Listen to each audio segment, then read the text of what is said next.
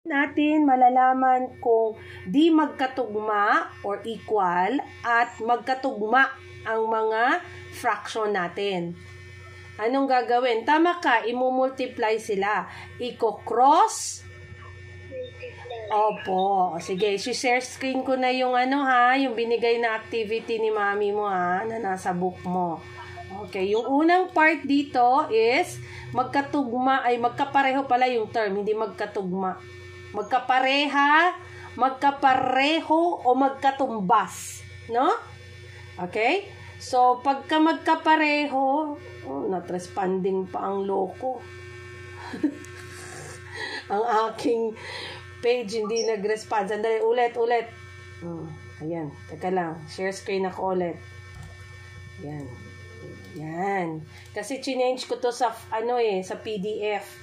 Kasi pagka yung original siya na papel ay na-copy, hindi ko siya ma-annotate, hindi ko masulatan. Okay? So ang una nating gagawin ay i-identify or sisipiin natin kung alin sa sumusunod na pares ng fraction ang magkapareho. No? Magkapareho o magkatumbas, equal. Pero, kung meron diyang hindi equal, malalaman din natin. Okay. Sa number 1, ito ba ay magkatumbas o hindi? Paano mo nalamang hindi? Yan ang ginawa. Krinos? Opo, yan. I-cross multiply mo yung dalawa. Ito ay 8. Tapos? 4. Okay, 1 times 4. So, ito, ibig sabihin, hindi ito magkatumbas or magkapareho. Pag ito naman ay ginamit din natin, gamitin na rin natin yung number na yan o yung fraction na yan to compare.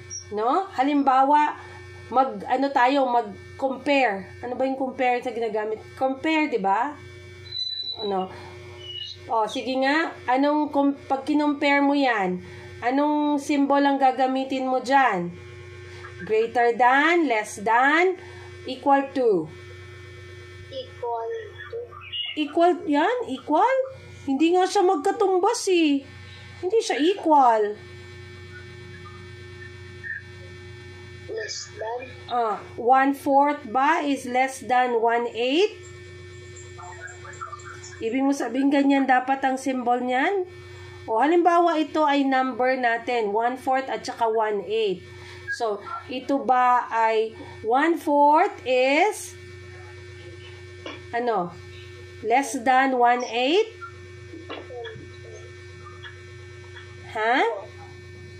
Tama ka ba? Mali. Ay, di ba 8 nga ito, 1/4, di ba? Sabi nila, the bigger, ay the smaller the denominator. Pag maliit yung denominator, mas malaki yung value ng fraction. Di ba? Natandaan mo ba? Opo. Okay. Ulitin natin.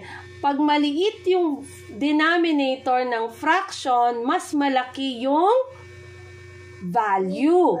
Opo. So, yung 1/4 is greater than.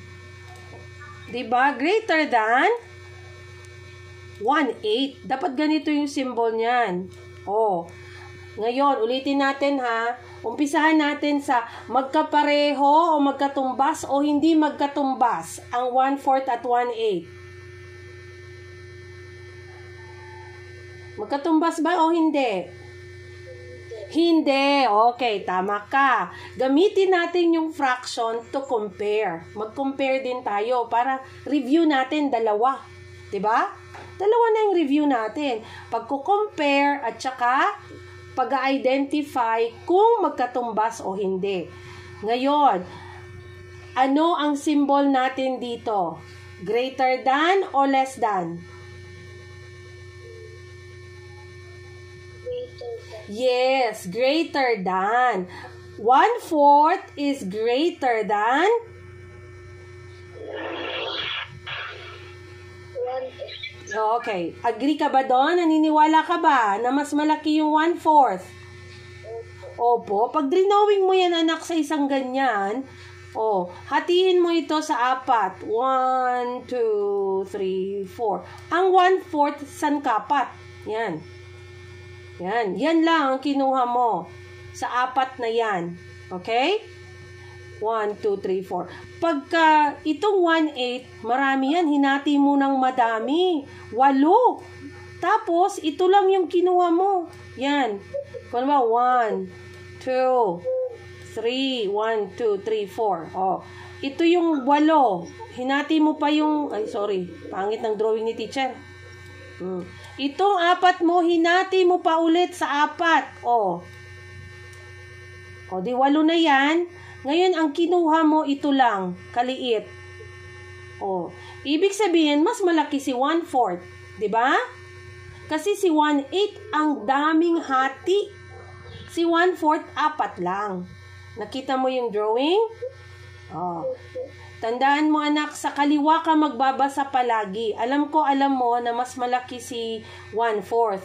Kaya lang, nagbabasa ka sa kaliwa sa kanan Sa kaliwa ka magbasa ha? Ito, dito. Pag nag-compare ka. Okay. So, ang number 1 natin ay di magka-tumbas. Okay, sa number 2, cross multiply. Ano yung 3 times 10? 30. 6 times 5. Mag-skip count ka ng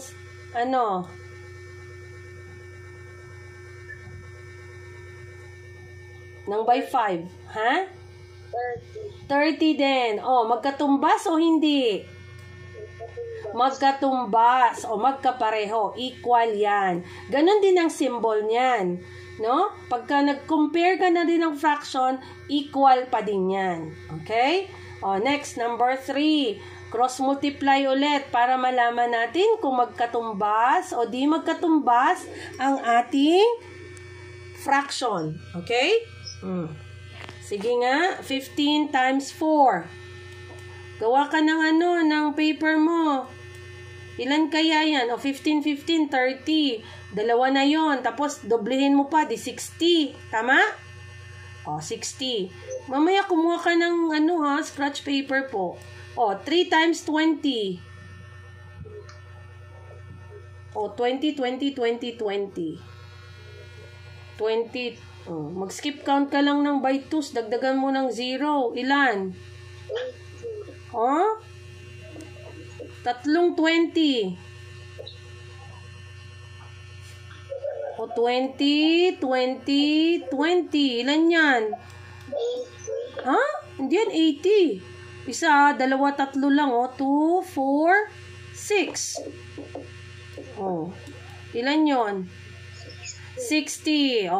Ang 15/20 at saka 3/4, magkatumbas hindi? Magkatumbas or magkapareho. Mag-cross multiply ka. Sige, iiwan ko sa'yo yung number 4. Gawin mo yung number 4 at saka number 5. 1/5 at saka 5/25 or 25th. 4/5 at saka 8/15. Sagutin mo muna bago mo ibigay sa akin, ha? I-cross multiply.